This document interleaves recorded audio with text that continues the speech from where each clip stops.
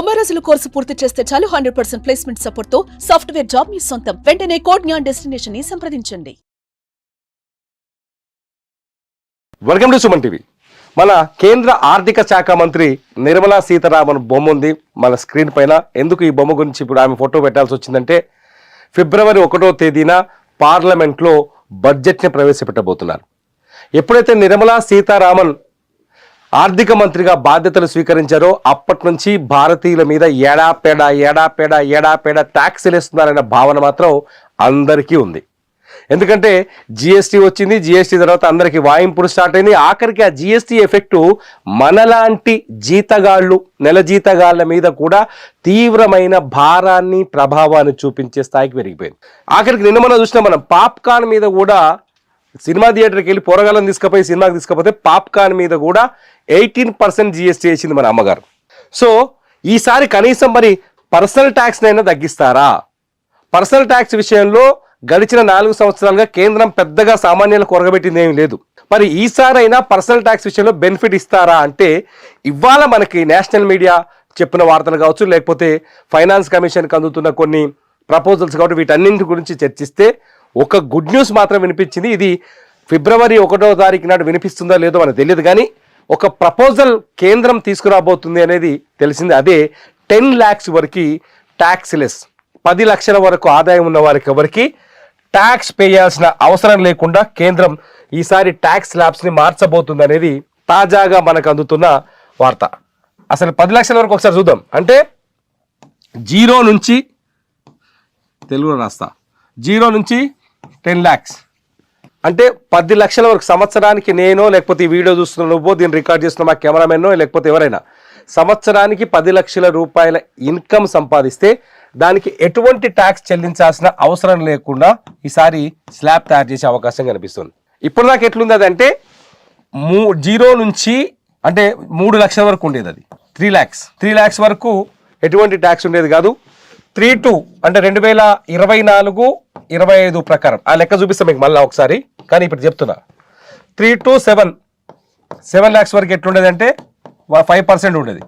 ఈ 5% కూడా section 87A కింద రిబేట్ ఇచ్చేవాళ్ళు. ఈ అమౌంట్ని, ఆ రిబేట్ని మనం తీసుకుంటే మొత్తం ఒక రకంగా చూస్తే 7 లక్షల వరకు ఎటువంటి ట్యాక్స్ లేదు.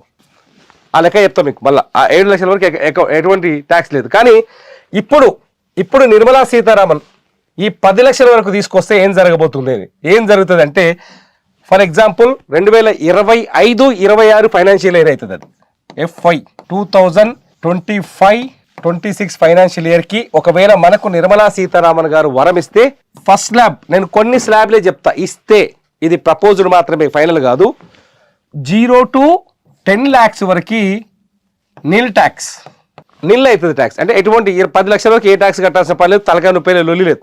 వస్తే రెండో ప్రపోజల్ 10 lakhs పైన, 10 lakhs నుంచి ఎంతవరకు, 15 లక్షల వరకు ఎంతవరకు తీసుకుంటారనే తెలియదు.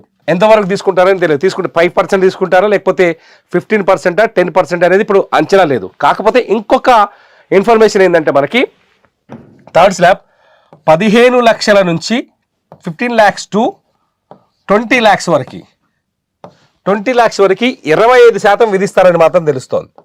అంటే ఇక్కడ 10 లక్షల వరకు నిల్లిచ్చారు కదా, దాన్ని ఇక్కడ రికవర్ చేయాలనుకుంటుంది కేంద్రం అనేది ఒక ప్రపోజల్గా తెలుస్తుంది.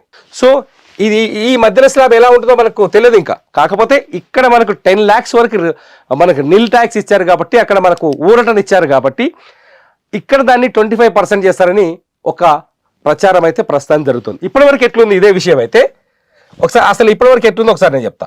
ఇప్పటివరకు ఎట్లుందంటే, 2024-25 గురించి చెప్తా ఒకసారి. నేను 2024-25 నేను చూపించాల్సిన అవసరం లేదు, నీకు ఆల్రెడీ ఎక్స్ప్లెయిన్ చేస్తా, బోర్డు ఉంది నా దగ్గర. ఒకసారి చూడండి 2024-25 ఎట్లుందో చూడండి. 2023 గురించి చెప్తా. 2024-25 ప్రకారం చాలా క్లియర్గా మనం అర్థం చేసుకోవచ్చు.